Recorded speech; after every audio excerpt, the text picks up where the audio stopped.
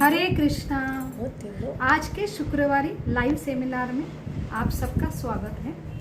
आज गुरु पूर्णिमा है और हमारा जो लाइव सेशन है जो है हमारी लाइव समस्या, और हम लाइव समस्या में सबसे महत्वपूर्ण है आरोग्य की समस्या। तो हम जो शारीरिक आरोग्य, मानसिक आरोग्य है उसके लिए तो बहुत ही कॉन्शियस है और अवेयर भी है, लेकिन फिर भी हमारे जीवन में आरोग्य और तान तनाव और उससे आने वाले जो शारीरिक क्रोनिक डिसऑर्डर है उससे हम अपने जीवन में हम खुद अनुभव कर रहे हैं कि हम उनका निवारण नहीं कर पा रहे हैं। इसलिए जो पूर्ण निवारण देने वाले हमारे शास्त्र जो है भगवद गीता और श्रीमद् भागवतम, तो ये देने वाले हैं पूर्ण आरोग्य जो है भावनिक आरोग्य, स्पिरिचुअल आरोग्य।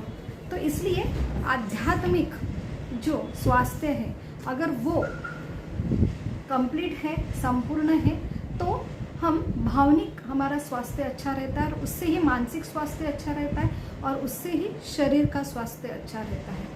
इसलिए काफ़ी रिसर्च से और जो वर्ल्ड हेल्थ ऑर्गेनाइजेशन WHO है उन्होंने ही स्वास्थ्य की जो व्याख्या दी है, डेफिनेशन दी है कि संपूर्ण आरोग्य है सिर्फ शरीर से, मन से या सोशली सामाजिक स्वास्थ्य से भी इम्पॉर्टेंट है जो आध्यात्मिक स्वास्थ्य है। और हम भारतीय संस्कृति में जो पूर्ण रूप से भरा है हमारे आध्यात्मिक स्वास्थ्य, तो हम यही संस्कृति लेके और आध्यात्मिक स्वास्थ्य के लिए यहाँ पे चर्चा करते हैं। और हमारे जीवन के जो विकार है, जो भावना के विकार है, जैसे काम, क्रोध, लोभ, मद, मत्सर, ऐसे जो बीमारी है उनके ऊपर हम चर्चा करते हैं। तो प्रथम हम हमारा फाउंडेशन जो बेस है चर्चा का, जो हमारे शास्त्र है, जो प्रमाणित शास्त्र है, इसलिए हम चर्चा आरंभ से भगवान से, गुरु से प्रार्थना करते हैं और जो हमें अज्ञान रूपी अंधेरे से ज्ञान रूपी प्रकाश तक लेके जाए। ओम अज्ञानतिमिरान्धस्य ज्ञानाञ्जनशलाकया चक्षुरुन्मीलितं येन तस्मै श्री गुरवे नमः। नमो ओम विष्णुपदाय कृष्णपृष्ठाय भूतले श्रीमते भक्तिवेदांत स्वामी इति नामिने। नमस्ते सरस्वती देवे गौरवाणी प्रचारिणे निर्विशेष शून्यवाद पाश्चात देश तारिणे। वाञ्छाकल्पतरुभ्यश्च कृपा सिन्धुभ्य एव च पतितानां पावनेभ्यो वैष्णव नमो नमः। जय श्री कृष्ण चैतन्य प्रभो नित्यानंद श्री अद्वैत गदाधर शिवासादि गौर भक्तवृंद। हरे कृष्णा कृष्ण कृष्ण हरे हरे, हरे राम राम राम हरे हरे। मूकं करोति वाचालं पंगुं लंघते गिरिं यत्कृपातमहं वन्दे श्रीगुरु दीनतारिणं परमानंद माधवं श्री चैतन्यम ईश्वरम। हरे कृष्ण।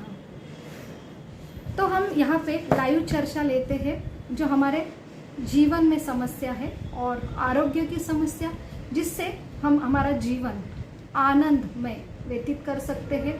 और ये जो आनंद है, जो हमारी भावना के जो विकार है, इससे हम काफ़ी मात्रा से लगभग सभी आज जो मेंटल स्ट्रेस, मानसिक तान तनाव से हम परेशान हैं, तो ये बहुत ही दुर्लक्षित जो घटक है स्वास्थ्य के लिए। तो हम शरीर मन की जो बीमारी है उसके लिए जागरूक रहते हैं, लेकिन उसका जो नियंत्रण है वो हमारे हृदय के जो विकार है, भावना के विकार है, उसके ऊपर बहुत सारा निर्भर रहते हैं। इसलिए हम यही स्वास्थ्य का विषय लेके यहाँ पे चर्चा करते हैं। तो अब तक हमने जो चर्चा की थी कि कैसे क्रोध हमारे जीवन में एक भावना का विकार, हृदय में अगर हम पीड़ित होते हैं तो हमारा जीवन जो है, सामाजिक जीवन, और वो अगर स्वास्थ्य खराब हो जाता है तो मानसिक और शारीरिक स्वास्थ्य भी खराब होता है। वैसे अगर हम काम से पीड़ित है तो उसका भी बहुत ही हमारे जीवन में असर होता है और हमेशा हम मानसिक तान तनाव में रहते हैं। वही एक रूप लेता है जो हमारे क्रोनिक डिसेबिलिटी, जैसे हाइपरटेंशन, जो ब्लड प्रेशर की बीमारी है, हार्ट की बीमारी है, वैसे ही हम अभी चर्चा कर रहे हैं लोभ। ये भी एक विकार है जो हमारे जीवन में बहुत सारा जो स्वास्थ्य खराब करता है। इससे हम हमेशा स्ट्रेसफुल रहते हैं। तो क्या है लोभ, तो उसके बारे में हम चर्चा कर रहे हैं। अभी तक हम रिकैप लेंगे।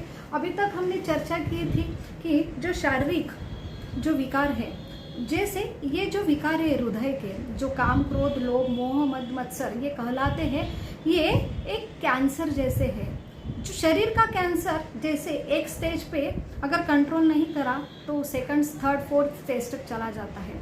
और शरीर के कैंसर से भी ये खतरनाक कैंसर है जो है हमारे हृदय में जो भावना के विकार रहते हैं, और ये सूक्ष्म शरीर की बीमारी है। तो ये जो सूक्ष्म शरीर और स्थूल शरीर, इसका विवरण यहाँ पे हमें ग्रंथ मिलता है। ये जो है सुपर साइंस है, हमारी मेडिकल साइंस, ये फैकल्टी एक साइंस की। तो वैसे ही मटेरियल जो साइंस है, इससे ही उगम स्रोत होता है। और सारे जो हमारे साइंस है उसका उगम स्रोत है जो है सारे लिविंग बीइंग, और ये जो विश्व है, लिविंग सृष्टि, कर्म काल और जीवात्मा परमात्मा का संपूर्ण ज्ञान देने वाला ये हमारे शास्त्र है। यहाँ पे हमें वर्णन मिलता है कि स्थूल शरीर के पीछे सूक्ष्म शरीर रहता है। वो सूक्ष्म रहता है जिससे हम आंखों द्वारा, अपने इंद्रिया द्वारा देख नहीं सकते, लेकिन उसका कंट्रोल वो जो कंट्रोल करते हैं, तो जितना सूक्ष्म होता जाता है उतना वो जो कंट्रोल है उसकी कैपेसिटी है बढ़ती जाती है। इसलिए हम खुद महसूस कर सकते हैं, शरीर दिखता है लेकिन शरीर के ऊपर मन जो है बहुत ही सूक्ष्म है, और सूक्ष्म मन बहुत ही कंट्रोल करता है शरीर का। इसलिए शरीर के विकार से ही भयंकर रहता है मन के विकार। और अगर मन पीड़ित है विकारों से, तो यहाँ पे हम हमारा जीवन, जैसे डिप्रेशन में एक स्वास्थ्य शरीर से बहुत स्वास्थ्य ऐसा व्यक्ति अपना जीवन भी जो समाप्त करने का प्रण लेता है, और वो इतनी भयानक स्टेज पे चला जाता है, जीवन भर भी पीड़ित रहता है, और उसके लिए जीवन एक बड़ा दुष्कर हो जाता है। तो इसलिए मन की जो बीमारी है, शरीर की बीमारी से बहुत ही जो है बहुत ही खतरनाक बोली जाती है। मन दिखता नहीं है, बहुत सूक्ष्म है, लेकिन बहुत पावर है उसको कंट्रोल करने की। वैसे ही मन के ऊपर एक बुद्धि और अहंकार, ये सूक्ष्म तत्व है, तो इनसे ही एक सूक्ष्म शरीर बन जाता है। और ऐसे ही सूक्ष्म जो शरीर की बीमारी है वो बहुत ही पावरफुल है। और ग्रंथ हमें सिखाते हैं कि जीवन भर भी हमें चिंता, जो हमने लास्ट टाइम डिस्कस किया था, तो चिंता देती है। चिता जो एक ही बार जलाती है, लेकिन ये अगर सूक्ष्म शरीर ऐसे बीमारी से पीड़ित है तो जीवन भर भी हम क्या रहते हैं कि चिता जैसे वो जलाता है, हृदय जलाता है। और भगवान शास्त्र में कहते हैं कि यही सूक्ष्म शरीर, जैसे स्थूल शरीर जब समाप्त हो जाता है, ये सूक्ष्म शरीर की जो विकार है, अलग अलग काम इच्छा है, अगर ये शरीर में कंप्लीट नहीं होती है, वही एक ये सूक्ष्म शरीर हमारे आगे जो गणतंत्र है, हमारा जो आगे का शरीर है, उसमें सेम कंटिन्यू होती है। इसलिए स्थूल शरीर का कैंसर तो भी ये जीवन में समाप्त कर सकते हैं, लेकिन सूक्ष्म शरीर के जो कैंसर रूपी ये विकार है, जो अनर्थ है, वो कंटिन्यू होते हैं। तो जन्म जन्मांतर से ये विकार व्यक्ति को परेशान करते हैं। और हमने अभी तक स्टोरी भी देखी है, उसमें हम देखे हैं कि ये कैसा शुरुआत होती है और द्वेष तक चला जाता है। तो द्वेष जो है, कैंसर रूपी जो द्वेष है, एनवी है, तो वो इस स्तर तक चला जाता है कि व्यक्ति, जो हमने लास्ट टाइम स्टोरी देखी थी, कि खुद का भी विनाश कर देता है और दूसरों का भी विनाश चाहता है। जो हमने पड़ोसी की स्टोरीज देखी थी, उसमें जो व्यक्ति है तपस्या करके भगवान को, शिव को प्रसन्न करते हैं, और शिव से जो उनको आशीर्वाद मिलता है, वरदान मिलता है, उससे वो खुद का भी विनाश करता है, एक आँख खो देता है, लेकिन वो तृप्त तभी होता है जब पड़ोसों की 2 आँख चली जाती। तो ये लोभ की शुरुआत होती है, लेकिन वो एनवी तक चला जाता है और खुद का और दूसरों का विनाश चाहता है। तो ऐसा ये जो विकार है बहुत ही भयानक विकार है। तो इसलिए हमने जो लोभ का जो लोभ के जो विकार है वो सही में कितने सही में भयंकर रूप है विकार में, हमने अभी तक चर्चा की। तो आज हम चर्चा करेंगे ऐसे ही कुछ उदाहरण लेके, और उसका उगम स्रोत क्या है। और आज विशेष गुरु पूर्णिमा है तो हम विशेष उसके ऊपर भी चर्चा करेंगे, और हमारा जो चर्चा का सेशन है लोभ, उसके बारे में भी आज हम जानने का प्रयास करेंगे।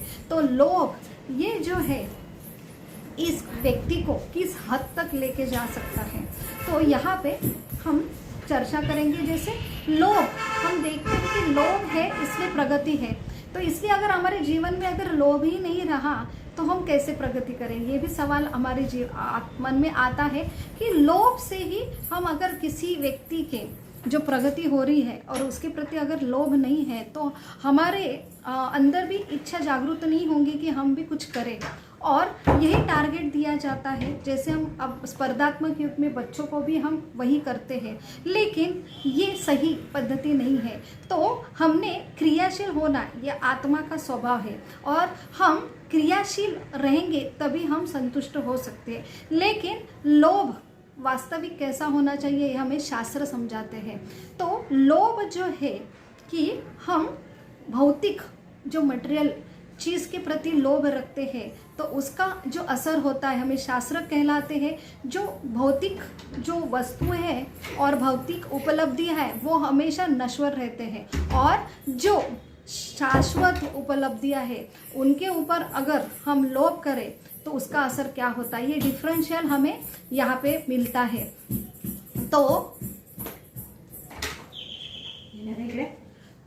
तो यहाँ पे हम देखेंगे, जैसे पिछले टाइम हमने चित्रकेतु महाराज की स्टोरी देखी थी, और चित्रकेतु महाराज के उदाहरण से हमने जाना था कि पहले उनका जो जीवन था और उसके बाद उनके जीवन में ऐसी कुछ घटना हुई और उससे वो आत्म साक्षात्कारी बने, और उसके बाद उनके जीवन में कैसा परिवर्तन हुआ।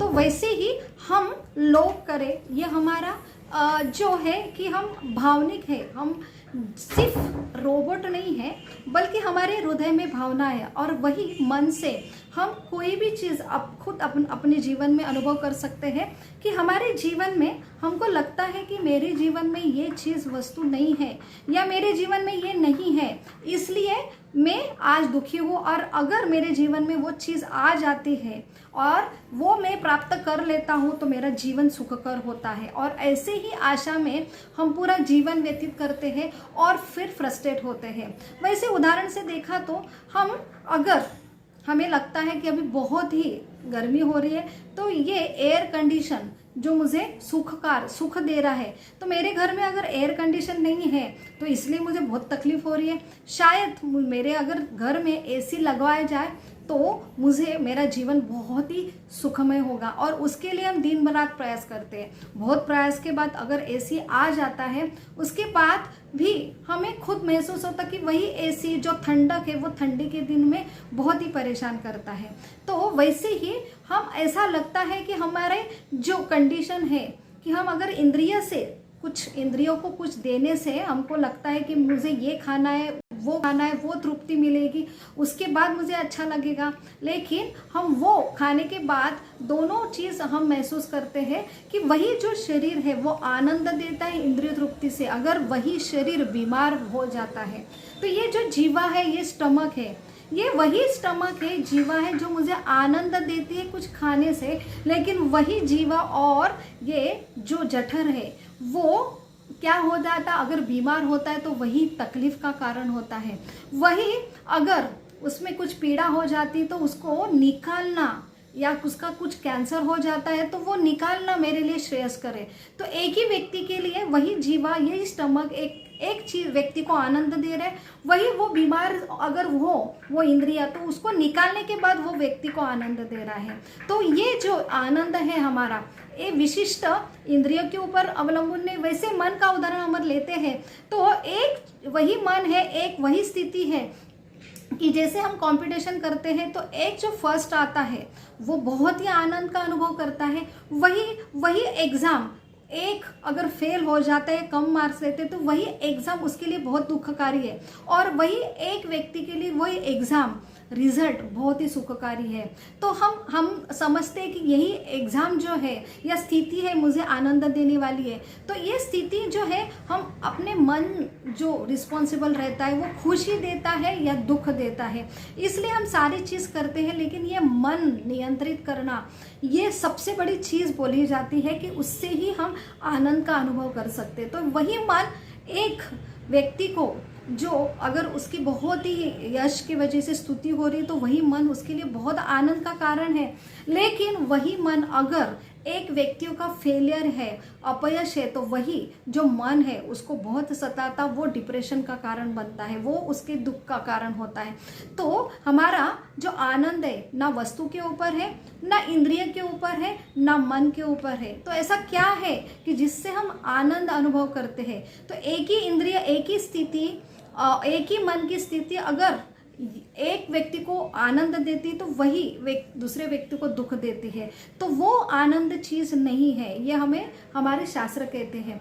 तो हम अपने अनुभव से भी जीवन से समझ सकते हैं। इसलिए हम सारे लोग आनंद की खोज में हैं, लेकिन अपने इतने अनुभव के बाद भी हम समझ सकते हैं कि हम इतना प्रयास करें इंद्रिय सुख देने के लिए, हम इतना प्रयास कर रहे हैं अलग अलग जो भौतिक जो वस्तु है वो अपने जीवन में लाने के लिए, अलग अलग हम मन जैसा डिमांड करता है कि हम बहुत ही प्रयास करते हैं, वीक एंड में थक जाते हैं। जो डिमांड है कंप्लीट करने में हमको रेस्ट की ज़रूरत होती है, और हम रिलैक्स होने के लिए जिसका मीडिया का, टेलीविज़न का जो आश्रय लेते हैं, वही तुरंत वहाँ पे हम क्या होते हैं कि वही अलग अलग एडवर्टाइज से हम परेशान होते हैं, और फिर से हमको लगता है अरे मेरे जीवन में तो ये नहीं है चीज़, और मेरे पास अगर 5G मोबाइल रहता तो मेरा जीवन बहुत आनंदमय रहता है। मेरे जीवन में मेरी पत्नी है ना, वो दुख का कारण है, वो मुझे सुख नहीं देती है। दूसरों के जीवन में हम जो दिखते हैं उनके रिलेशन अच्छे देखे मुझे तकलीफ होती है। तो जहाँ आश्रय लेने जाते हैं वो आश्रय हमारा दुख का कारण होता है। तो करें तो क्या करें? तो ऐसी क्या चीज़ है कि जिससे मैं हमेशा आनंद में रहूं, और जो मेरा आनंद है वो मुझे जो आनंद है बाहर की कंडीशन वो मेरी आनंद जो है जो कवर नहीं करे या वो दुख का कारण ना बने, तो वही हमें वही स्ट्रेस और मानसिक तान तनाव कहलाता है। तो ये जो षड वपु जो अनर्थ बताए जाते हैं हृदय में, जिससे हम आनंद का अनुभव करते, तो नहीं ना शरीर ना मन, लेकिन उसके पीछे जो मेन माफिया छुपे ये जो अनर्थ है, काम, क्रोध, लोभ, मद, मत्सर, यही हमारे दुख का कारण है। इसलिए हमें इसकी जो मेन पहचान हमारे शास्त्र देते हैं कि हम बहुत ही कॉन्शियस रहते हैं हमारे उपलब्धि पाने के लिए, नाम पाने के लिए, डिग्री, संपत्ति, प्रॉपर्टी, हमारे शरीर की इतनी केयर करते हैं कि शरीर सबसे बड़ा जरूरी है, इंद्रिय बहुत जरूरी है हमारे आनंद के लिए। मन की इतनी केयर करते हैं कि जैसे मन कहता है वैसे करते, फिर भी हम परेशान होते हैं। तो हमारी सबसे बड़ी निग्लेक्शन केयर है कि हमारे हृदय की स्वच्छता और हृदय के विकार, जो अलग अलग विकार हमारे हृदय में तैयार हो रहे, उसकी पहचान भी हमें नहीं है और हम सब चीज़ कर रहे। तो सबसे बड़ी चीज़ हमें फोकस की जाती है, और वो जो है ये हमें इसका रेफरेंसिव हमारे शास्त्र में दिया जाता है कि जो है कि ये सारे विकार अगर हम केयर करें, सही रूप से हम करें, तो हम सही में जीवन में आनंद का अनुभव करेंगे, हमारा मानसिक तान तनाव काफ़ी कम होगा, और तभी हम जीवन भर स्वास्थ्य रह पाएंगे। तो आज जो हम एग्जाम्पल ले रहे हैं कि लोभ, तो लोभ करना बहुत ही नॉर्मल है, और जो कंपटीशन है तो हमने कैसे कंपटीशन करना चाहिए? तो हमने शास्त्र हमें कहते हैं कि हमने हमारा खुद का रिकॉर्ड देखना चाहिए। हम दूसरों का रिकॉर्ड देख के परेशान होते हैं। दूसरों का रिकॉर्ड सिर्फ इंस्पिरेशन के लिए कि हमने ऐसा करना चाहिए, लेकिन भौतिक जीवन में हमारा जो कंपटीशन है उसमें एक ही रहता है कि केंद्र बिंदु में, अगर मुझे ये सीट नहीं मिलती, अगर मैं नंबर 1 पे नहीं आता, तो जो आता है उसके प्रति अनायास द्वेष उत्पन्न होता है, एनवीनेस होती है। ये भौतिक नेचर, ये स्वभाव ही है। अगर हम भौतिक रूप से अगर कॉम्पिटिटिव रहे और लोभ करें, जैसे हमने पिछले हफ्ते जो चित्रकेतु महाराज का एग्जाम्पल देखा था कि अपने राजा का जो पति का एक लौता वारिस भी वो क्या करते हैं कि विष दे के उसकी हत्या कर देते। तो इस तरह हम एनवी में चले जाते हैं और हमें समझता नहीं कि हम क्या कर रहे हैं। तो ये अनायास, अगर भौतिक लेवल पे हम खुद, तो भौतिक क्या है और आध्यात्मिक क्या है, उसका डिफरेंस बहुत ही आसानी से भगवत गीता में मिलता है। तो भगवान कहते हैं ममिन वाशी जीवलोके जीवभूत सनातना, तो आप मेरे अंश हैं। और भगवान हमेशा कहते हैं कि आप कृष्ण भावनामृत रहो, तो मेरे भावना में रहो। तो भगवान कहते हैं कि आप सिर्फ अंश हैं और मैं पूर्ण हूँ और मेरे अंश है, और आपका जो आनंद है वो मुझसे रिलेटेड है। अगर मुझसे, मेरे आनंद में आप एक रूप रहेंगे तो आपकी सही आनंद में स्थिति होंगी। तो वही है, भगवान कहते हैं कि मेरे से अलग होने से और मेरे इच्छा से अलग इच्छा आप जब क्रिएट करते हैं तो ये भौतिक जगत में आप आ जाते हैं। और हमेशा तो भौतिक क्या है, जो भगवान से अलग इच्छा तृप्ति की करना, ये भौतिक माना जाता है। और भगवान की इच्छा ही मेरी इच्छा है, वो आध्यात्मिक कहला जाती है। तो एक है आई का अर्थ मैं, माई सेल्फ, मेरा। तो ये मैं, मेरा, ये दुख का कारण है, भौतिक माना जाता। अगर मैं मुझे केंद्र बिंदु में रखूं तो ऐसा हर जीव का स्वभाव है, इसलिए हम यहाँ पे आ गए हैं। तो यहाँ पे संदर्भ आता है कि हम इतने प्रयास करते फिर भी हमारे भौतिक जीवन में हम क्यों नहीं सुख रहता है। तो हमारी हिस्ट्री खुद बताती है, जैसे कितने सारे हिटलर भी आके गए, ऐसे हिस्ट्री में हम सब लोग देखते कि जिन्होंने, नेपोलियन है, हिटलर है, उन्होंने पूरे जीवन भर तपस्या की और उनके जीवन में ऐसी भौतिक उपलब्धि ऐसी कोई नहीं थी, पूरे विश्व में उन्होंने कंट्रोल किया था, फिर भी वो क्या हुए, अपने जीवन में फेल हो गए। और ये इसलिए है कि उनका केंद्र बिंदु था स्वयं में। तो ये में दुख का कारण है। तो हम वही जो लोभ है अगर भगवान के लिए करते हैं तो वो सही रूप से है। तो हम यहाँ पे डिफरेंस देखेंगे कि भगवान कहते हैं कि हर व्यक्ति मैं लेके यहाँ पे आता हो, और मैं जब तैयार होता है, जो भगवान से एक रूप होना, भगवान सब चीज में भगवान देखना ही कृष्ण भावनामृत है, वो हमारी सही पहचान है। जैसे एक कार का स्क्रू है, उसकी पहचान क्या है, जब तक वो स्क्रू कार का एक पार्ट है तब तक वो इम्पोर्टेंट है। लेकिन वही स्क्रू अगर खो जाता है और वही लगता है तो कार को इम्पोर्टेंस आ जाती है। लेकिन वो स्क्रू अगर कार से अलग हो जाती है उसकी वैल्यू कोई नहीं रहता है। वैसे ही अगर हम यहाँ पे एंजॉय करने आए लेकिन भगवान से अलग, तो भगवान कहते हैं कि मैं और तुम, तो मेरा आप प्रेम हो, तो ये मेरा प्रेममय अंश है। तो इसलिए भगवान, बहुत सारे लोग बोलते हैं ये दुखालय ये संसार, इसमें जन्म मृत्यु जरा व्याधि और 3 क्लेश है जो आदि भौतिक है, जो हम बाकी के लोग हमें परेशान करते हैं। हम कितने भी आनंद में रहने के लिए कोशिश करते हैं, हमारे पड़ोसी तकलीफ देंगे, हमारे अलग अलग रिलेशन परेशान करेंगे, अलग अलग जीव है आदि भौतिक में, जैसे अभी कोविड वायरस है, हम कितना सब कुछ प्रयास कर रहे हैं लेकिन ये चीज आनी ही वाली है। आदि दैविक जो क्रोप है, जैसे ये अचानक बाढ़ आना या दुष्काल होना, अचानक भूकंप होना, सुनामी आना, ये आदि दैविक परेशानी, ये जगत का रूल है। और आध्यात्मिक क्लेश जो है मेरे मन के क्लेश, जो मन हमेशा तकलीफ देता है। क्यों? क्योंकि मैंने शुरुआत की कि मुझे अलग आनंद में रहना, इसलिए मैं हमेशा केंद्र बिंदु में रहना चाहता हूँ। लेकिन यहाँ पे हर जीव ऐसे ही मैं लेके आया है, तो इसलिए ये जो मैं है तो अलग अलग, जैसे हम पानी में अगर एक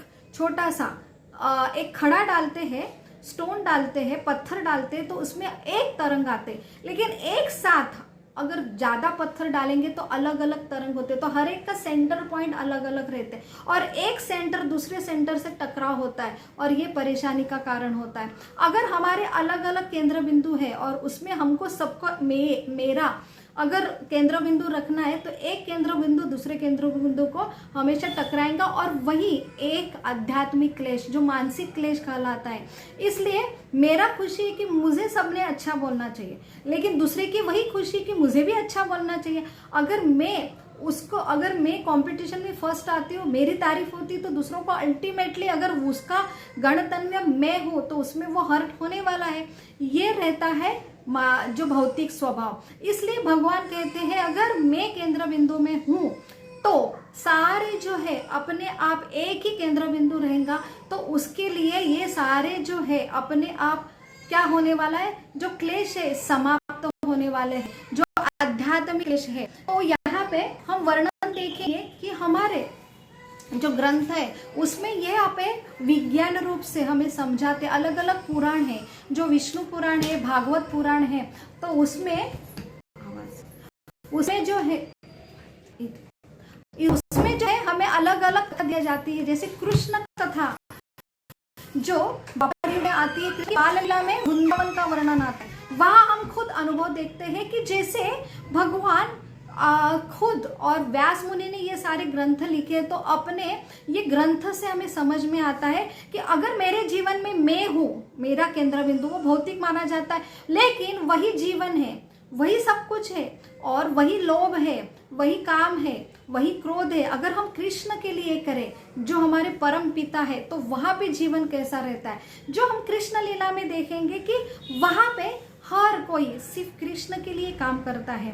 तो अगर भूंगा है वो भी भूंग करता है, तो वो कृष्ण के संतुष्टि के लिए करता है। तो कोयल जो है वो प्रोफेशनल सिंगर है, लेकिन वो ऐसे नहीं कहेंगे अगर कृष्ण भूंग से प्रसन्न हो जाते हैं तो वो भूंग का द्वेष नहीं करेगी, और वो आगे कोकिला जो है, कोकिल, वो क्या कोयल बोलेंगी कि भूंग आप अगर भगवान को प्रसन्न कर रहे हैं तो आप ही करो, मैं पीछे हो जाती हूँ।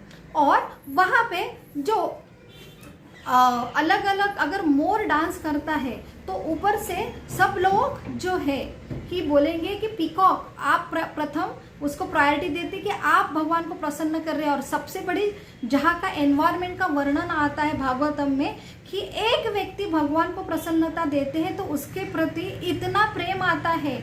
तो हमारे जीवन में उल्टा रहता है, अगर मैं दो बेटे बेटियां, घर में भी हम एग्जाम्पल देखते हैं, अगर एक बेटी की स्तुति हुई जाए तो दूसरों को अच्छा नहीं लगता, और अगर एक माँ दो बच्चे हैं, एक को पास में लेती तो दूसरों को अपने आप जेलसी हो जाती है उसके प्रति।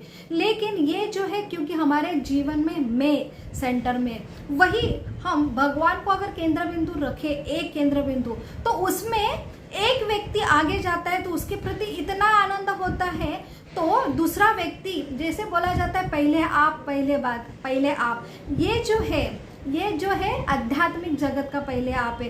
तो जो कोई भगवान को प्रसन्न करता है, जिसका नंबर फर्स्ट आता है, उसके प्रति सबको प्रेम आता है। तो जितना उसको पहला नंबर से आनंद होता है, उससे कहीं गुना दूसरों को आनंद होता है। अगर सेंटर में, तो उसको ही कहते हैं कृष्ण भावनामृत। तो ये सही कंपटीशन है, और ये कैसे डेवलप होंगे, ये हमें आज के शास्त्र हमें कुछ प्रणाली देते हैं, उससे ही भक्ति योग प्रणाली, योग प्रणाली कहलाते हैं। तो सारा जीवन अगर ये योग प्रणाली अगर हम पहले स्थित करें, फिर हमारा जीवन का कंपटीशन चालू करें, तो सही मात्रा में हमें लोभ हम अच्छे तरह से इस्तेमाल करके हमारे जीवन में हम प्रगति कर सकते हैं बिना मानसिक तान तनाव के।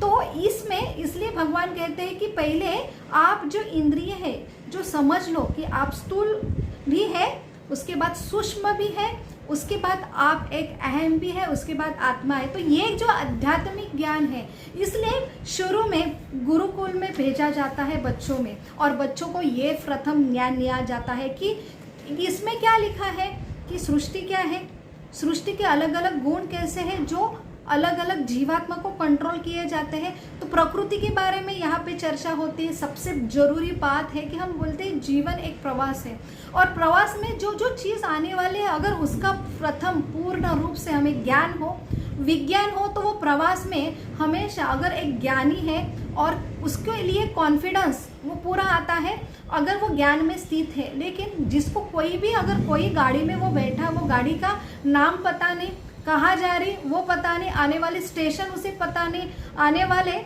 जो लोग हैं प्रवासी उसके बारे में उसको कुछ पता नहीं है, तो उसकी कंडीशन क्या होंगी, वही कंडीशन हमारी हो रही है। तो हमारे शास्त्र जो है संपूर्ण रूप से हमें ज्ञान और विज्ञान भरे हैं, और यही नॉलेज है बहुत ही इम्पोर्टेंट है। अगर ये आपके जीवन में आते हैं तो काफ़ी मात्रा में आपके जो अनर्थ है उसके ऊपर आप विजय पाते हैं, और आपके जीवन में आप सही रूप से कॉन्फिडेंटली प्रगति कर सकते हैं। तो इतना सुंदर नॉलेज है, लेकिन हम अपने जीवन में बहुत आगे जाने के बाद, इतना ठोकर खाने के बाद भी हम अवेयर नहीं हो रहे हैं और हमें समझ में आ रहा है कुछ तो लैकिंग है, हम सबके लिए प्रयास कर रहे हैं। जैसे हमारे आज जितना आधुनिकीकरण हो रहा है, तो उतना, और अंग्रेज 150-200 साल पहले, 150 साल पे आए और उन्होंने जो यहाँ पे ये कथाएं काल्पनिक है, पूरा जो है उसके माइथोलॉजी इसका नाम दे के हमारे सिलेबस से हटा दिया है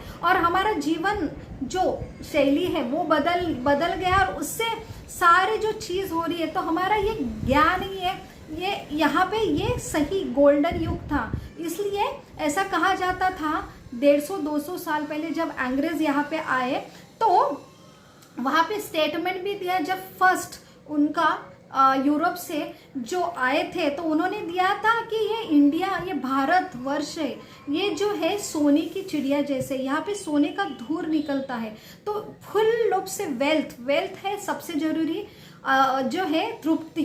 तो इनके जीवन में ये जीवन शैली थे और वहाँ पे हम आत्मा से तृप्त थे। हमारे जीवन में ये सारे अनर्थ नहीं थे, क्योंकि हमारे जीवन में केंद्र बिंदु ये शास्त्र थे, भगवान थे, और एक केंद्र बिंदु सबके जीवन में होने की वजह से हम सारे लोग समृद्ध थे। और इसलिए ये हमारी मेन जो वेल्थ है, जो समृद्धि है, हमारे जीवन से हमने निकाल दी है। इसलिए हम अलग अलग ये विकार के शिकार हो रहे। और अभी खुद के जैसे शुरू में हमने ये ज्ञान लेना चाहिए, तो हमारे सिलेबस से ये सारा निकाला गया। और हम भी, जैसे बच्चा 3 साल का होता है नर्सरी में डालते हैं, फिर जूनियर केजी, सीनियर केजी, आज आप खुद देखेंगे कि उनकी जो फीस है जूनियर सीनियर केजी की 50,000 1 लाख तक फीस जाती है। और इतना हम मेहनत करके बच्चों को दे रहे हैं, लेकिन बच्चा बड़ा ऑफिसर भी हो रहा है, लेकिन उसके जीवन में सही में वो संतुष्ट हो रहा है? अपने जो जीवन के अनर्थ है जिससे वो मानसिक तान तनाव में आ रहा है, वो सही में कंट्रोल कर रहा है? तो हमारे जीवन की सबसे बड़ी संपत्ति है जो ये शास्त्र है, उसका हमने खुद ज्ञान लेना चाहिए और हमारे जो आने वाली पीढ़ी को देना चाहिए। तो हमारे खुद के अनुभव से भी हम नहीं समझ पा रहे, ये हमारी सही में, ये हमारा सही में ये दुर्भाग्य है। तो यहाँ पे हम यही चर्चा करेंगे कि लोभ आना स्वाभाविक है, लेकिन हम सही में अपने योग में स्थित है, कृष्ण भावना में स्थित है, और जो कुछ है हमेशा कॉन्शियस रहना, जो है कि मैं भगवान का अंश हूँ। जैसे हमारे ग्रंथ हमें सिखाते हैं कि जीवन एक प्रवास है, तो जीवन के बारे में जैसे सृष्टि, काल, कर्म, आत्मा, जिस आत्मा का अर्थ मैं खुद, मेरी पहचान, और मैं किसका अंश हूँ? परमात्मा, भगवान का अंश है। ये हमारी 5 आइडेंटिटी अगर हमें पता है तो हमारा ये जीवन का जो प्रवास है जो बहुत ही सुखकारी है। तो जीवन ये एक क्या है, हमें लगता है कि ये जो जीवन है, भौतिक जगत है, वो मेरा परमानेंट घर है, और इसके लिए हम लोभी हो जाते कि मुझे ये चाहिए, मुझे वो चाहिए। क्यों? हमने पिछले टाइम देखा क्यों हमें लोभ आता है, क्योंकि भगवान के अंश है और भगवान संपूर्ण रूप से षड ऐश्वर्य है। तो उनमें जो गुण है अंश मात्रा में हमारे इसमें गुण है, इसलिए हम संपूर्ण रूप से क्या है? सौंदर्य, ज्ञानी, ऐश्वर्य, बलवाली और वैरागी और बलशाली, और ये सारी चीज हमारे अंदर है। लेकिन सिर्फ जो कॉन्शियसनेस, जो कृष्णा कॉन्शियसनेस, भगवान का कॉन्शियसनेस से विलक हो गए हैं हमारा, इसलिए हम यहाँ वहाँ ढूंढ रहे हैं। तो ये चीज आना स्वाभाविक है, लेकिन जो सेपरेशन के वजह से ये चीज हमें नहीं मिल रहा है, क्योंकि यहाँ से अंदर से हमारा कनेक्शन टूटा है। इसलिए आज मानसिक तान तनाव के लिए योग का सलाह दिया जाता है, और योग में हमें लगता है सिर्फ ये मन है ना वो कारण है, और मन को नियंत्रित करें योग द्वारा। अलग अलग प्रणाली जो सही में बहुत ही डिफिकल्ट है, जैसे है यम नियम, प्राणायाम, आसन, प्रत्याहार, धारणा, ध्यान और समाधि, ये जो चीज है उससे हम परमात्मा से अंदर कनेक्टेड होते हैं। लेकिन ये चीज करना हमारे लिए दुष्कर हो जाता है। कोई भी यम नियम करना, जो इंद्रियों का संयम करना, इतने सालों से हम, और ऐसा कहा जाता है कि हमारी जो कैपेसिटी, आयु भी कम है और इंद्रिय का संयम हमें शुरू में ही बताया नहीं गया, और अचानक अगर ये सब चीज़ करते हैं तो बहुत ही डिफिकल्ट हो जाता है। इसलिए हमें भगवान भक्ति योग जो काल चल रहा है, जैसे अभी मोबाइल का काल चल रहा है, यहाँ पे ईमेल, व्हाट्सएप और सारे गैजेट है। अगर मुझे किसको कनेक्शन करना है, अगर कोई यूएसए में है, यूके में है, तो मैं 1 सेकंड में मेरे मोबाइल से, ईमेल से उनको कनेक्ट कर सकती हूँ। लेकिन अगर मैं जैसे 20-25 साल पहले हम एक दूसरे को कनेक्ट करने के लिए अंतरराष्ट्रीय पत्र, सादा जो कार्ड है उसका यूज करते थे, अगर मैं वो करूँ तो मेरी वो मूर्खता होगी। वैसे हर काल के हिसाब से, इसलिए भगवान यहाँ पे पूरे रूप से सृष्टि का, काल का, कर्म का वर्णन देते हैं। जो काल है उसके अगर रूप से चल रहे हैं तो काल की परिभाषा भी हमें यहाँ पे दी है। तो आज विशेष रूप से गुरु व्यास पूजा है, गुरु पूर्णिमा है, और व्यास मुनि ने ये सारे ग्रंथ लिखी है।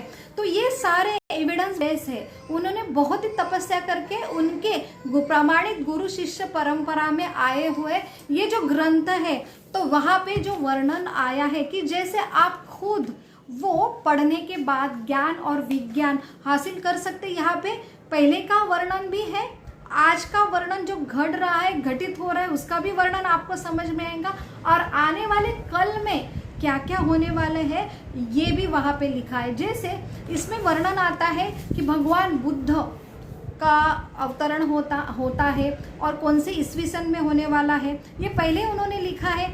चित्रगुप्त और चाणक्य पंडित का वर्णन आया है, कौन से प्रदेश में वो जन्म लेने वाले हैं वो भी वर्णन आने वाला पहले से लिखा, और हमने खुद अनुभव किया कि वैसे वैसे हो रहा है। आज क्या हो रहा है, आप जैसे कलयुग का वर्णन आता है कि कलयुग में जैसे बुद्धि, स्मरण शक्ति, बल और जीवन जो है आयुमान घटती जाने वाली है, तपस्या का बल कम होने वाला है। तो ये सारे चीज़ हम अपने जीवन में अनुभव कर रहे हैं, और आगे जाके क्या क्या होने वाला है। जैसे पहले ऐसा 30 साल पहले ऐसा बोला जाता था कि पानी बिकेगा, इसके ऊपर विश्वास नहीं करते थे लोग। लेकिन अब आज है कि हम सब चीज़ जो है कि हम जो पानी है वो भी खरीद के ही पीते हैं। तो ये सारी चीज़ पहले जो ग्रंथ में लिखी है वो टाइम उनको लगता था कि ये सरप्राइज है, लेकिन आज हम अनुभव कर रहे हैं, और आगे क्या क्या होने वाला ये भी इसमें लिखा है। तो इससे क्या होता है, अगर इससे हम समझ में परिपक्व रहे, मैच्योर रहे, तो हमारे जीवन में सही में हमें एक आनंद का अनुभव आता है, और सही रूप से हम हमारे इंद्रिय संयम कर सकते हैं। तो यहाँ पे ग्रंथ हमें जो प्रणाली देते हैं, तो भक्ति योग प्रणाली जो हमारे वैदिक संस्कृति में अपने आप होती है, उसके लिए अलग यम नियम ध्यान धारणा करने की आवश्यकता नहीं। मेडिटेशन ये करना, ये प्रणाली है वो सतयुग की प्रणाली है, और उसकी वजह से हम मन को नियंत्रित करते थे, क्योंकि वो ऑलरेडी उनका जो आयुमान है लाखों साल रहता था। वो पहले से ही संयमित मन वाले रहते, जिनका मन बहुत संयमी है और लाखों साल उनका आयु है, वो तपस्या कर सकते थे। उनके लिए ये मेडिटेशन का युग था, यम नियम ध्यान धारणा आसन प्राणायाम। लेकिन आज के युग में हम अगर खुद अनुभव भी करेंगे तो हम 10 मिनट के लिए भी मेडिटेशन के लिए बैठेंगे तो मोबाइल पे बचेगा, और हमारा जो मन है अगर उसको हम कंट्रोल करने का प्रयास जितना करेंगे उतना वो भागने का कोशिश करेगा। तो उसके द्वारा अगर हम मन नियंत्रित करें और उससे हमें लगता है कि मन की शांति हो, ये जो अनर्थ है अपने आप कंट्रोल होंगे, तो ये बहुत ही दुष्कर है। उसके परिणाम स्वल्प परिणाम मिलेंगे और उसके पास बहुत ही प्रयास करना पड़ेगा। लेकिन हमारे शास्त्र हमें सिंपल, जो हमारी वैदिक संस्कृति में अलग अलग त्यौहार आते हैं, और हमें अलग अलग त्यौहार में, जैसे आज गुरु पूर्णिमा है तो गुरु का महत्व आता है। व्यास जो है वेद व्यास, उनका आज वर्शिप किए जाती, पूजा की जाती है। अभी चातुर्मास चल रहा है, अभी आषाढ़ी एकादशी हुई है, चातुर्मास का प्रारंभ हो रहा है। अलग अलग जो फेस्टिवल ये 4 महीने में आती है, और ये सारे अनायास हम सिर्फ अगर वैदिक संस्कृति का सिंपल फॉलो करें। लेकिन होता क्या है, हमें सिर्फ 2 प्रोसीजर रहते हैं। एक है फिलोसॉफिकल नॉलेज जो हमें ग्रंथ देते हैं, और दूसरा है जो कृति है, जो जिसमें एक एक कथा जो ग्रंथ वाचन, और दूसरी है कृति जिसमें भगवान की जो प्रतिमा है उसकी जो वर्कशिप रहती है, कि उनकी पूजा रहती है, विधि रहती है, वो तो हम एक तो हमारे जीवन में, हमारी हिंदू संस्कृति में ये हमें रेडीमेड मिला है। और हमें ऐसा बहुत बोला जाता है कि कोई भाग्यवान जीव है ये भारत संस्कृति में जन्म लेता है। तो हमने भी बहुत ही क्या किए हैं, बहुत ही तपस्या करके हमको ये भारत संस्कृति में और ये जीवन काल में हमको ये जीवन, मनुष्य जीवन और ये संस्कृति में जीवन मिला है। लेकिन हमें रेडीमेड जो मिला है उसका क्या है, हम सही तरह से पालन नहीं करते।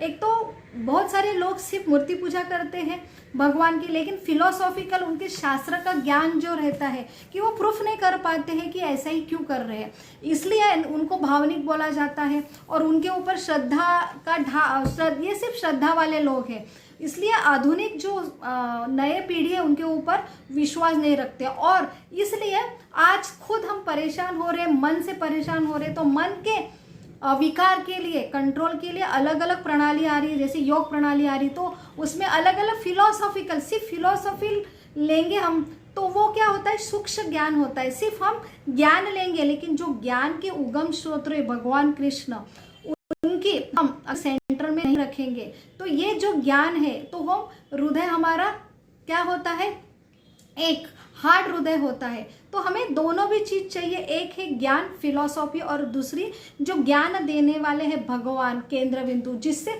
इसलिए तो यही योग कहलाते हैं, ये भगवान है और ये अंश है। तो वो फिलोसॉफिकल हम जितना समझेंगे उतना हम भगवान के पास आते हैं, तो वही एक संपूर्ण योग पद्धति कहलाती है। तो यहाँ पे हम भगवान की वर्शिप करते हैं, पूजा पाठ करते हैं, लेकिन ऐसा ही क्यों करना चाहिए, ये हमें शास्त्र का फिलॉसफी ज्ञान होना चाहिए। इसलिए अगर फिलॉसफी अच्छी रहे तो उससे हम बुद्धि द्वारा, इसलिए ऐसा कहा जाता है शरीर से मन बहुत पावरफुल है, मन से जो पावरफुल है बुद्धि है। और वो बुद्धि को अगर सही रूप से ये शास्त्र से जो धारदार बुद्धि है उसको ये शास्त्र का अगर ज्ञान दे, तलवार से हम धारदार करें तो वो नियंत्रित रखती है मन को। और ऐसा नियंत्रित मन भगवान कहते हैं वो अगर नियंत्रित मन है वो आपका मित्र है। और ऐसे नियंत्रित मन से आप आत्म साक्षात्कारी हो सकते हैं और अपना जीवन आनंदमय, आत्म साक्षात्कारी का अर्थ है मैं कौन हूँ, हमेशा स्मरण करना मैं भगवान का अंश हूँ, भगवान का मेरा संबंध क्या है, उससे हम भगवान का अस्तित्व हर जगह पाते हैं। ये काल का क्या महिमा है, काल कैसा और गुण क्या है अलग अलग सृष्टि के, उससे हम प्रभावित नहीं होते हैं। और जो कर्म क्या है उस कर्म के लिए हम कॉन्शियस रखते हैं और सही तरफ से हम कर्म करके ना लैमेंटेशन करते हैं पीछे का जो मेरे हाथ से क्या क्या हुआ, ना आगे की चिंता करते हैं। तो मन अगर आपका मित्र है तो आप सही में आनंदी हो सकते। वही मन अगर शास्त्र की तलवार से अगर नहीं धारदार किया है तो वही मन शत्रु हो जाता, वो अनियंत्रित हो जाता है। तो यही एक मन की हमें यहाँ पे भगवत गीता 6वें अध्याय में हमें ये प्रमाण मिलता है कि मन जो है, जो भगवत गीता में जो श्लोक आता है भगवान कहते हैं, तो ये सहारा जो विवरण है हमें ये हमारे शास्त्र कहते हैं। तो हम शरीर की बीमारी के लिए इतने त्रस्त रहते हैं, लेकिन शरीर के ऊपर जो मन है वो कंट्रोल करता है। लेकिन मन कैसा नियंत्रित करे, और इसका जो पूरा विवरण सिंपल जो आज के काल में हम यूज कर सकते हैं। तो यहाँ पे भगवान 6वें अध्याय में 35 नंबर के श्लोक में खुद भगवान बोलते हैं, श्री भगवान उवाच, तो असंशय महाबाहो, महाबाहो जो अर्जुन है उनको कहते हैं असंशय महाबाहो मनो दुर्निग्रह चलम अभ्यासेन तो कौन्तेय वैराग्येन च गृह्यते। तो अभ्यास से है कौन्तेय है महाबाहो, ये मन जो बहुत ही क्या है दुर्निग्रह है, बहुत उसको कंट्रोल करना दुष्कर है, लेकिन अभ्यास से तो ये सही में हासिल कर सकता है, ऐसे भगवान अर्जुन को कहते हैं। और पूरा हमारे ग्रंथ है वो इसमें ही भरे कि ऐसा कौन सा हमने योग अभ्यास करना चाहिए अपने काल के हिसाब से, जिससे हम अपना मन नियंत्रित करें और उससे ही हम ये सारे अनर्थ कंट्रोल करके हमारा जीवन आनंदमय कर सकते हैं। तो यहाँ पे भगवान जो योग प्रणाली देते हैं कि भगवान यही 6वें अध्याय में भगवान कहते हैं कि ऐसा कौन सा योग प्रणाली है और सर्वश्रेष्ठ योग प्रणाली क्या है। तो भगवान 47 नंबर के श्लोक में बोलते हैं 6वें अध्याय में भगवत गीता में, योगिनाम अपि सर्वेशा मद्गते अंत आत्मना श्रद्धावान भजते मां यो माम समय युक्त तमो मत। मेरे मत से जो योगी सर्वश्रेष्ठ योगी है, जो हमेशा मेरे चिंतन में लगा रहता है, जो श्रद्धा से मेरा भजन करता है। इसलिए सबसे फेमस जो भगवत गीता का श्लोक आता है, जो रिपीट, एक ही ऐसा श्लोक है जो 2 बार भगवान ने रिपीट किया है। एक 9वें अध्याय में रिपीट किया है और एक 18वें अध्याय में भी रिपीट किया है। वो है 9.34 में भगवान कहते हैं, मन मना मन भक्तो मद्याजी मा नमस्कुरो माम वेशासी युक्तम एवं आत्मनम मत्परायण। तो भगवान यहाँ पे कहते हैं कि ये जो मन है उसकी सही जो योग पद्धति है, जिससे मेरा स्मरण तुम करेंगे, वो श्रेष्ठ योग पद्धति है। और वो जो पद्धति है उसमें हमेशा मेरा स्मरण करना। तो भगवान, यही हमारी संस्कृति, बार बार हर कोई फेस्टिवल आता है उसमें एक ही केंद्र बिंदु में रहता है कि भगवान का स्मरण करो, भगवान का मूर्ति रूप से स्मरण करो, भगवान अपने जीवन में केंद्र बिंदु रखो।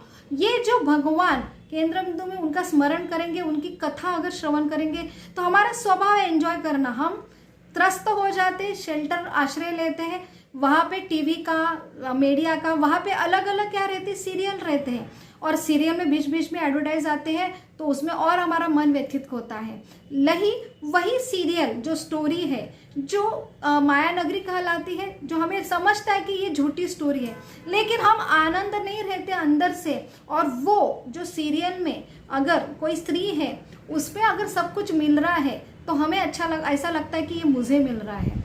तो ये हमारा जो अंदर की नीड है वहाँ पे फुलफिल होती है, इसलिए हम वहाँ पे आश्रय लेते। लेकिन हमें पता है ये झूठा है, लेकिन वो अच्छा लगता है, लेकिन सिर्फ टेम्परेरी अच्छा लगता है। उसके बाद मन और व्याकुल होता है कि उसके जीवन में तो सब कुछ है, आजू बाजू में, और हमारा वही कॉन्शियसनेस हो जाता है कि उसके जीवन में भी है, इसके जीवन में भी है।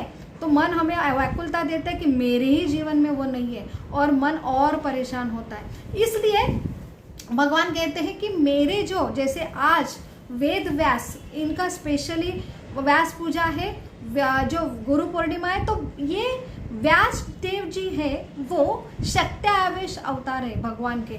तो यहाँ पे उन्होंने ही 4 वेदों की निर्मित की, और वेद सेपरेट की, इसलिए उनको कहा जाता है वेद व्यास, जो है सामवेद, अथर्ववेद, ऋग्वेद। तो ये यजुर्वेद, ये जो वेद अलग अलग किए, उनके जो अलग अलग शिष्य थे, उनके शिष्य, एक एक शिष्य ने एक एक वेद की निर्मित की। तो ये सारा जो वेद दिया है कि आपको जीवन में आनंदी रहना है, आपको संपत्ति चाहिए, इसकी पूजा करो, आपको अच्छी बीवी चाहिए, देवी पार्वती की पूजा करो, आपको बुद्धि चाहिए, गणपति की पूजा करो। ये सारे देव देवता की जो जीव है वो आनंदी रहना चाहता है। तो भगवान ये कहते हैं कि यहाँ पे दुखालय अशाश्वतम, ये जेल जैसा है। लेकिन ऐसे हम भगवान से अलग हुए और यहाँ पे मृत्यु लोक क्यों दुखालय है, अशाश्वतम? क्योंकि ये शाश्वत नहीं रहता है। जैसे मेरे शरीर शाश्वत नहीं रहता, उसमें 100% एजिंग फैक्टर होने वाली, भी बूढ़े होने वाली, और मृत्यु 100% है। तो ये जीवन अशाश्वत है, ऋतु बदलता है, एक ऋतु नहीं रहता, तो अशाश्वत है। और यहाँ पे दुख 100% है, लेकिन फिर भी हम सच्चिदानंद, आनंद में रहना चाहते हैं। इसलिए ये प्रकृति को कंट्रोल करने के लिए भगवान जो शक्ति, जो बाह्य शक्ति से ये प्रकृति कंट्रोल किए जाते हैं, इसलिए भगवान गीता में उसका संदर्भ मिलता है कि भगवान 9वें अध्याय में 10वें नंबर के श्लोक में कहते हैं, मयाध्यक्षेण प्रकृति सूयते सचराचर हेतु नानेन कौन्तेय जगत विपर्विर्तति। तो भगवान बोलते हैं कि ये मयाध्यक्षेण प्रकृति, ये जो प्रकृति है अपने आप नहीं चल रही। हमको लग रहा है ये सूर्य आता है, फिर दिन निकलता है, फिर रात होती है, उससे ऋतु बदलते हैं। तो हमारे जो मॉडर्न साइंस है बोलते हैं ये अपने आप स्फोट हुआ, अलग अलग ग्रह की निर्मित हो रही है, और अपने आप ये ग्रह एक दूसरे से एकदम राउंड सर्कल से चल रहा है, इसलिए ऋतु हो रहा है, साल बदल रहे, और सब चीज हो रहे हैं। तो हमारी अगर 2 कोटि की भी कार है तो अपने आप नहीं चलती है, रिमोट की भी है तो रिमोट चलाने के लिए एक व्यक्ति चाहिए। तो इतनी सारी प्रकृति अपने आप नहीं चलने वाली। तो भगवान यहाँ पे संदर्भ देते हैं कि मेरे अध्यक्ष में ये सारी चल रही है। और भगवान और बोलते हैं कि 2 चॉइस है हमारे पास, एक तो भगवान की बाह्य प्रकृति के अंडर रहो, या मेरे अंतरंगा शक्ति के अंडर रहो। तो भगवान यहाँ पे डेफिनेशन देते कि मैं शक्तिमान हूँ, मैं सच्चिदानंद हूँ, आप भी मेरे अंश है, आप भी सच्चिदानंद है, आप भी आनंद का प्रयास करें, क्योंकि ये मेरे अंश हो तो मुझे आनंद में मैं रहूँगा, तो आपका भी गुण स्वभाव कि आपको आनंद रहना है। लेकिन आपके पास दो चॉइस है, मेरे अंतरंगा शक्ति, मेरे कनेक्शन में आप आनंद रहो, या आपको नहीं रहना है, अलग रहना है, तो प्रकृति की शक्ति के अंडर रहो। तो ये प्रकृति की जो शक्ति है वो शक्ति है रजो तमो सत्व गुण की शक्ति। तो अनायास अगर हमने चॉइस भगवान की शक्ति की नहीं ली, इसलिए हम यहाँ पे और यहाँ पे 100% हमको बाह्य शक्ति द्वारा कंट्रोल किए जाते, क्योंकि हम शक्तिमान है लेकिन शक्ति द्वारा कंट्रोल करना ये प्रकृति का नियम है। इसलिए भगवान जो कहते हैं 7वें अध्याय में 14 नंबर के श्लोक में कि कैसे मैं ये प्रकृति को कंट्रोल किया करता हूँ। तो हमारे दुख का कारण क्या है कि हम अनियंत्रित रहना चाहते, हम हमेशा स्वतंत्र में रहना चाहते। इसलिए भगवान तो कहते हैं कि तुम स्वतंत्र में रहना चाहते, तुम्हारा स्वभाव है, लेकिन आपका अंश है, आप मेरे बगैर नहीं रह सकते। बस आपकी एक इच्छा हुई, आप आना चाहते और मैं पिता हूँ। जैसे एक पिता एक बच्चे की इच्छा कंप्लीट करता है, भले वो इच्छा जो है उसके लिए दुखकारी है, लेकिन अगर पुत्र ना समझ से बहुत ही हठी हो रहा है और वही कामना कर रहा है कि उससे में आनंद हो, तो पिता का फर्ज रहता है, कर्तव्य रहता है, वो पिता उसको दे देता है। वैसे ही भगवान के साथ हमने इच्छा की कि मुझे अलग होना है, अलग सेपरेट एंजॉय करना है, तो भगवान ने ये प्रकृति की निर्मित की। इसलिए जो मृत्यु लोग हैं ये सिर्फ 25% है और 75% जो लोग हैं वो भगवान का धाम है। हमारी चॉइस है, उनके अंडर रहेंगे तो वहां पे सही में स्वतंत्रता है। शाश्वत धाम का वर्णन भगवान यहाँ पे देते। व्यास मुनि यहाँ पे उन्होंने पूरी रचना की, जो 4 वेद है उसके बाद वो खुश नहीं हो रहे थे, तो नारद मुनि जो उनके गुरु हैं उन्होंने उनको सलाह दी कि आप जब तक भगवान के बारे में, कृष्ण के बारे में आप नहीं लिखेंगे, आपको संतुष्टि नहीं मिलेंगे। तो जीवों को ये जो भौतिक सृष्टि में अलग अलग चीज चाहिए, उसके लिए आपने अलग अलग सृष्टि की निर्मित की, और ब्रह्मा जी ने निर्मित की, और अलग अलग ये जीवों को जो जो चाहिए, जैसे देव देवता की निर्मित की, और ये सारे गुण दिए। गुण की वजह से हमको लगता है कि मैं ही करता हूँ, ये गुणों की वजह से हमको लगता है, क्योंकि मैं क्या हूँ, भगवान कहते हैं आप सिर्फ अंश है, आप इंडिपेंडेंट एंटिटी नहीं है। जैसे एक छोटा सा बालक, हमने उदाहरण दिया था, जो पेट में अम्बिलिकल कॉर्ड, मदर के अम्बिलिकल कॉर्ड से अटैच होता है और उससे ही वो पूरा निर्भर होता है खाने पीने के लिए। वही हमारी सही आइडेंटिटी कि हम सिर्फ एक आत्मा का जो साइज बताया जाता है, एक बाल के टोक से, जो टोक है उसके 10,000 टुकड़े किए, तो वो हमारा सही अस्तित्व है। इसलिए ये अंश की डेफिनेशन ये होती है कि वो पूरा, एक अंश कब खुश होता है, जब वो पूरा कनेक्टेड रहे अपने मदर से। वही बालक अगर गर्भ से सेपरेट किया जाता तो मृत हो जाता है, क्योंकि उसकी आइडेंटिटी है पूरा डिपेंडेंट माँ के ऊपर। वैसे ही हमारी आइडेंटिटी हमें क्या देते हैं, शास्त्र हमें आइडेंटिटी कि हम कौन हो, और हमें हमारी आइडेंटिटी क्या है, तो हमारी आइडेंटिटी हम भगवान से अगर कनेक्टेड रहे, जैसे एक छोटा सा गर्भ में स्थित बालक कनेक्टेड रही तो वो आनंद में रहता है। वैसे ये अंश है, लेकिन ये अंश है वो कनेक्टेड के बगैर नहीं रह सकता। लेकिन उसने अगर इच्छा की और उसने अगर हट किया कि मुझे सेपरेट रहना है, तो इसलिए भौतिक प्रकृति की निर्मित हुई। और भौतिक प्रकृति भगवान कहते हैं कि मेरे अध्यक्ष में चलती है, और वो कैसी चलती है, तो ये रजो तमो और सत्व गुण के द्वारा चलती है, क्योंकि जीव को ये इच्छा है कि मुझे सेपरेट रहना है, और सेपरेट वो रह नहीं सकता। तो इसलिए भगवान ऐसे गुणों के द्वारा मोहित करते हैं, ऐसे रजो तमो गुण से, जिससे हर एक जीव को लगता है कि मैं हूँ कंट्रोलर हूँ और मेरे हाथ में सब कुछ है, मुझे एंजॉय करना है, और वही रजोगुण कहलाता है। और उससे ऐसा लगता है कि, इसलिए भगवत गीता में भगवान बोलते कर्तम अहम, तो मुझे लगता है कि वो करता धरता मैं हूँ, तो वो रजोगुण का इफेक्ट रहता है। तो इसलिए भगवान कहते हैं कि देवी ऐसा गुणमयी मम माया दुरतया माम एव ये प्रपंदते मायाम एतात तरंती थे। तो ये देवी गुण जो है रजो तमो गुण, ये मेरे अध्यक्ष में चलते हैं, और जो जीव चॉइस कर रहा है कि मुझसे भगवान से अलग रहना है, तो वो ऐसे शक्ति द्वारा कंट्रोल किए जाता। और ये जो गुण है ऐसा दिखाते हैं। इसलिए हर जीव को यहाँ पे लगता है कि हम साक्षात्कार रोज पाते कि हर कोई जीव यहाँ पे मृत्यु होता है, अचानक बीमारी से नहीं तो एक्सीडेंटल डेथ होता है या बुढ़ापे से होती है, लेकिन हर जीव को ऐसा लगता है कि मैं यहाँ पे शाश्वत रहने वाला हूँ। और हर कोई जीव इतने अटैचमेंट में रहते हैं कि मुझे यहाँ से, ये सब मेरा है, ये मेरा घर है, मेरी प्रॉपर्टी है, ये मेरा सब कुछ है।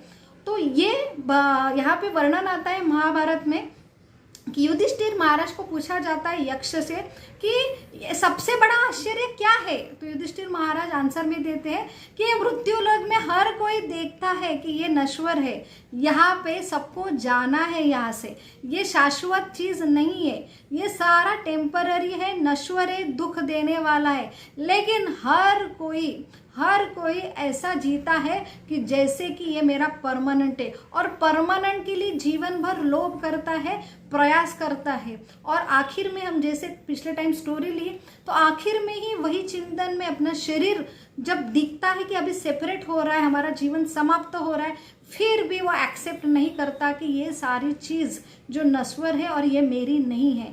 तो ये मैं जो है, ये सारा चीज मेरा है। तो ये हमारी आइडेंटिटी हमने गलत पहचान की, इसलिए ये लोभ क्रिएट होता है। और लोभ ये हम नश्वर चीज के लिए करता है, और वही लोभ नाश का कारण होता है। हमने अलग अलग एग्जाम्पल में, पुराण में भी ऐसे एग्जाम्पल देखते, जैसे रावण है, वो इतना शिव का भक्त था, उन्होंने इतनी सारी, इसलिए जो 4 वेद है उसमें ऐसे लोग जो है उनको सब चीज चाहिए, इसलिए अलग अलग देवता की निर्मित की कि आपको चाहिए, उनसे डिमांड करो आपको मिलेगा। लेकिन ये सही तृप्ति नहीं है, इसलिए वेद व्यास भी संतुष्ट नहीं थे। लेकिन जब उन्होंने शुद्ध भक्ति, जो भगवान की शुद्ध भक्ति श्रीमद् भागवतम का निर्माण किया, तब उनको संतुष्टि लगी। तो वेद जो है वहाँ पे हमें भौतिक चीज के लिए क्या क्या, कौन सी पूजा करना है उसका वर्णन आता है, लेकिन सही में जो संतुष्टि देने वाला है जो है भगवत गीता भागवतम, जो जीव की संतुष्टि देता है कि भगवान से अहेतु की अप्रतिहता, बिना स्वार्थ का हम जब भगवान की वर्शिप करते हैं उसे भक्ति कहते हैं, भक्ति योग कहते हैं। हम ऐसे भक्ति में जुड़े रहते हैं तो अपने आप जो हमारा मेन स्ट्रेस का रीज़न है, दुख का कारण है भगवान से अलग होना, तो हमें बहुत सारी, जैसे रावण का एग्जाम्पल आता है, बहुत सारी चीज़ जितनी उतनी उसने हासिल किया तपस्या से। ऐसा कहा जाता है कि उसने एक सीढ़ी की भी निर्मित की कि वो सीढ़ी से डायरेक्ट स्वर्ग तक पहुंच सकते। और स्वर्ग के देवता जैसे अग्नि देवता है, वायु देवता है, वरुण देवता है, वो उनके घर में झाड़ू पोछा करते थे। अग्नि देवता, सूर्य देवता, शनि देवता उनके सिंहासन के नीचे रहते थे।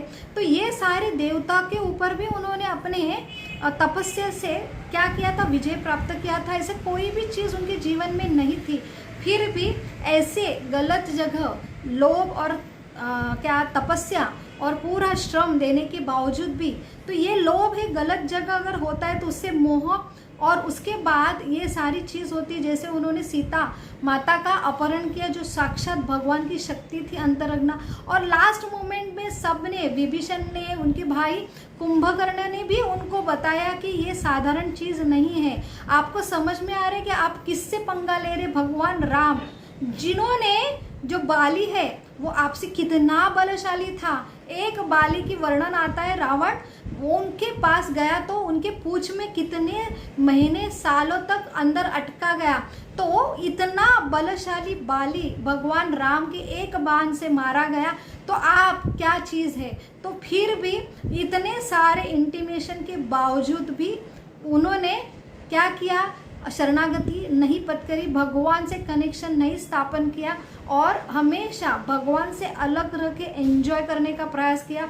तो भगवान यहाँ पे हिटलर नहीं है कि बोलते हैं कि मुझसे शरणागति करो, कि सर्वधर्म परिच्छत्य माम एक शरणम व्रज, मन मना मद भक्तो मद्याजी मां नमस्करो। तो ये भगवान की जरूरत नहीं है। तो हमारी जो स्वाभाविक स्थिति है, जैसे एक शिशु के लिए माँ से कनेक्शन में रहना एक स्वाभाविक नेचुरल स्थिति, उससे वो आनंद में रहता है, वही भगवान सिर्फ हमारा दुख का निवारण देने के लिए भगवान बार बार ये शास्त्र की निर्मित करते हैं और बार बार संदेश देते हैं कि आपका जो मन नियंत्रित करना है, तो स्वाभाविक स्थिति में आप रहेंगे तो अपने आप आपका मन नियंत्रित रहेगा, आपका मित्र बनेगा और आप सही रूप से सारी चीज करना जरूरी है, लोभ भी करना जरूरी है, लेकिन प्रगति भी करना जरूरी है, लेकिन सही कॉन्शियसनेस में आप अगर स्थित रहते हैं तो ये सारी चीज आपको सुख देने वाला है। आपका मन भी, इंद्रिय भी और सारी भौतिक चीज भी सुख देने वाली है। लेकिन सही रूप से आप कॉन्शियस नहीं रहते तो सारे जो चीज है वो दुख देने वाले हैं, विनाश करने वाले हैं। यही संदेश हमें मिलता है। तो आखिरी में रावण का जो हो गया विनाश काले विपरीत बुद्धि, जो शरणागति नहीं पद करते, भगवान से सही योग पद्धति से नहीं जुड़ते,